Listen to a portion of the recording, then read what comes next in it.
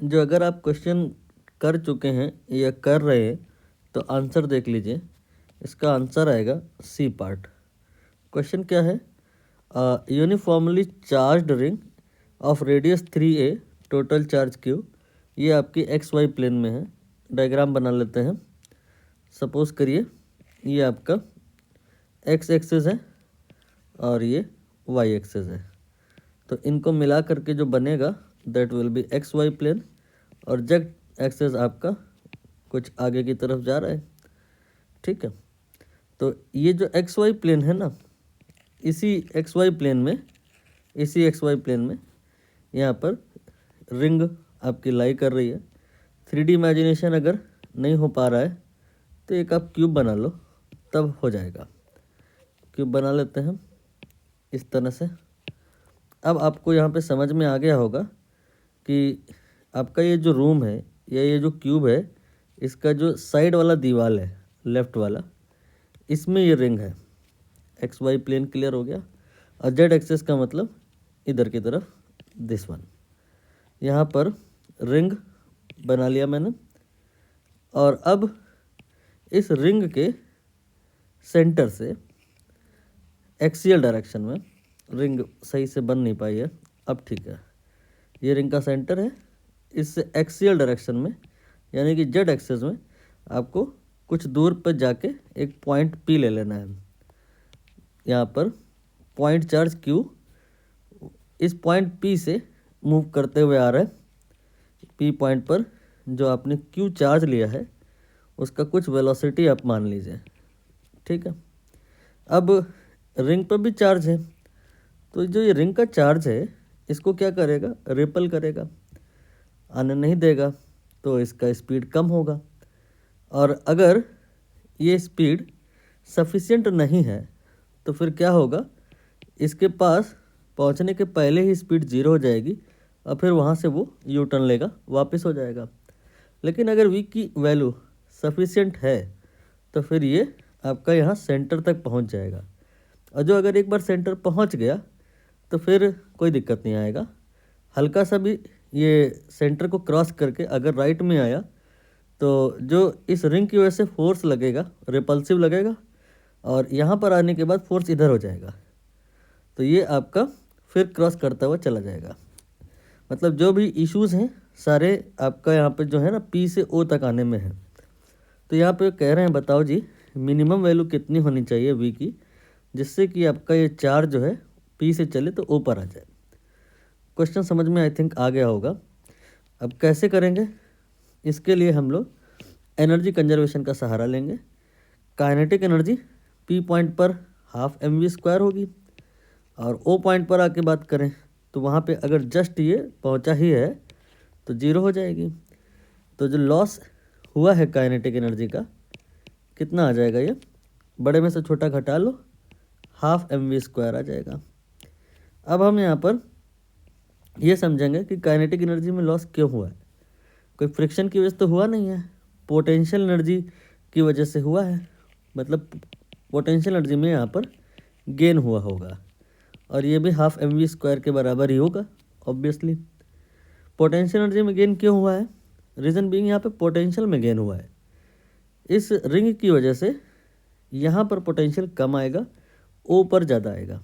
ये कैसे पता चला? इसके लिए आप वैल्यूज़ निकालिए एग्जैक्ट।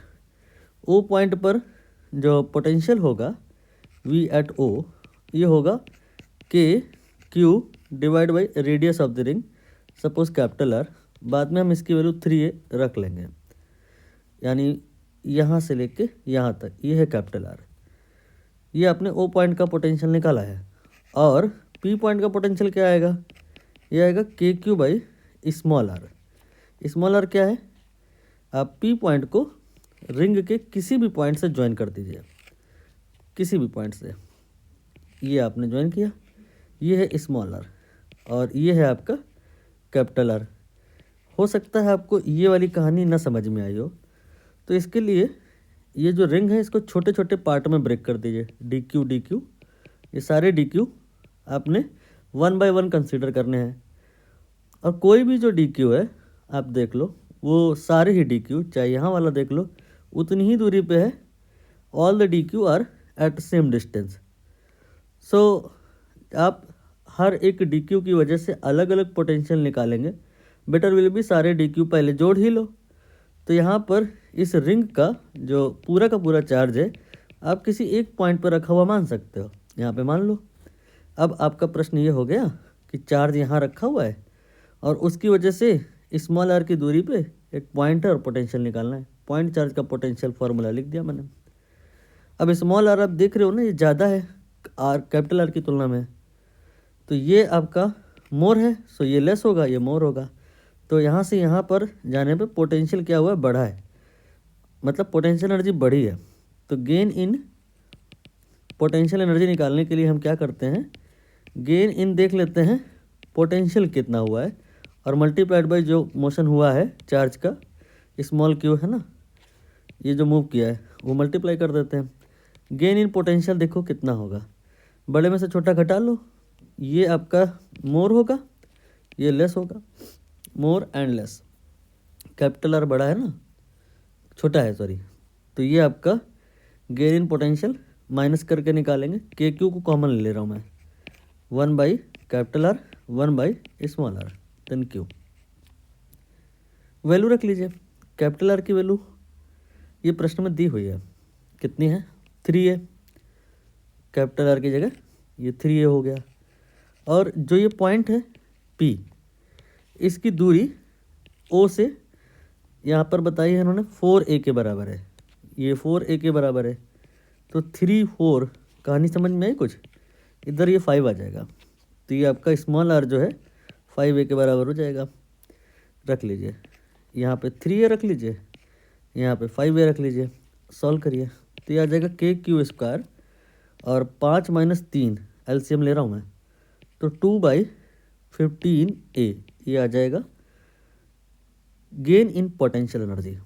और यही जो गेन है ये लॉस इन काइनेटिक एनर्जी के बराबर हो जाएगा ना। अब इसके बाद सिंपल कैलकुलेशन है, 1/4 पाई एप्सिलॉन नॉट, के की जगह पर रखा है q square divide by 15a then half then mv square.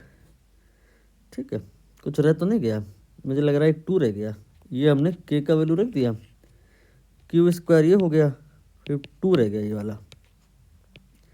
एक काम करो, सॉल्व क्या करना, ऑप्शन देखो समझ में आ जाएगा, अब तो सब कुछ तो हो गया है, नहीं तो फिर पूरा आगे भी सॉल्व कर लेंगे।